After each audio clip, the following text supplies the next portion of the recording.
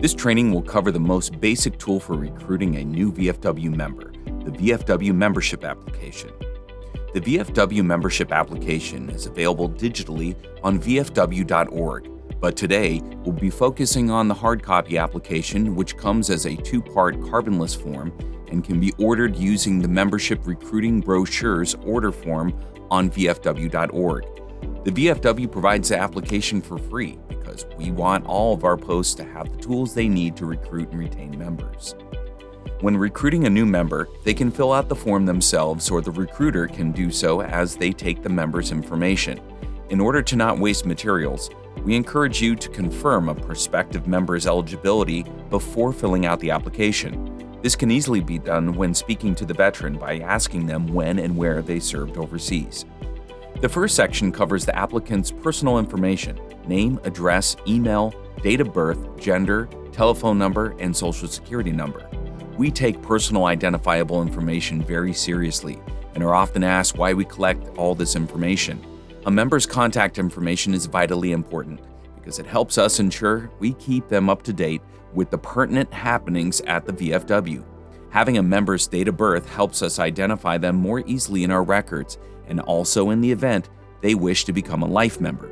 With over 1,000 John Smiths in our member database and many other members out there with identical names, having a birthday on file helps us narrow things down.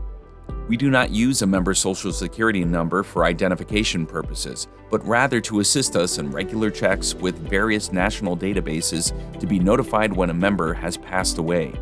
If an applicant does not wish to provide their social security number, it is not required, but it makes our administrative job a bit easier. The next section covers military service. First, what branch of the armed forces did they serve in? On our most updated applications, you will see all 6 branches listed. You may have some older applications floating around that do not include the Space Force. If you still have some of those, it's a good clue that your post should update their materials and order the newest versions. Next, we are asking for qualifying campaign medals and/or service. As the elite combat service organization for veterans, this is the information needed to verify qualifying military service in order to accept them as a member. In most cases, this can easily be found on a DD-214 or on the awards and decorations page if still on active duty, although eligibility can be verified in other ways, which we are covering in existing training videos. The application next asks for dates of service. This should include total military service, start to finish, not just when they were deployed.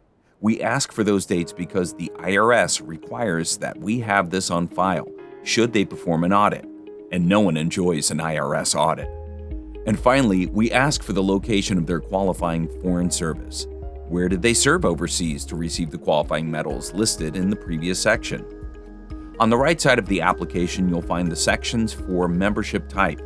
If the applicant is looking to become an annual member, they'll have the option to pay for a single year's dues or 2 years by selecting the appropriate box. There is also an option for the member to sign up for auto renewal. Again, some older forms may not have the newer 2-year dues payment option. This is assigned to keep up with the newest materials and order them for your post. For those choosing to become a life member, there are 2 options. They can make the one-time payment in the amount shown in the back of the first page, or if they prefer to pay in installments, they pay an initial fee of $45 with their application. Terms and conditions of the Life Membership Installment Plan and our Automatic Payment Plan are on the reverse of the first page. Credit card information will need to be provided if an applicant is choosing the Auto Renewal options or Life Member Installment Plan, so that our Member Service Center can set up the automatic billing. If paying by credit card, the front of the application also includes a space to record that information. On the back of the front page, you'll find details on life membership. The second page is a carbon copy of the first, and on the very back side, you'll see a number of important elements. First is a temporary receipt section that can be filled out, torn off, and given to the member, showing that they have applied for membership. This is helpful when you invite them to come to the next post meeting, where the post will vote on their membership as required by the bylaws. And then finally, the applicant must sign and date the application here. You may see the member application in other formats. Our new member recruiting brochure is laid out slightly different, but contains all the same information, And we also have a one-page fillable PDF that can be downloaded from VFW.org. But the most useful form you need to be familiar with is this application that we've covered here today. If you have any questions or comments concerning this training, please contact the membership department at 1-888-564-6839 or by emailing membership@vfw.org. To order membership applications and other materials for your post, just log in to vfw.org and click on the Membership Recruiting Brochures order form link.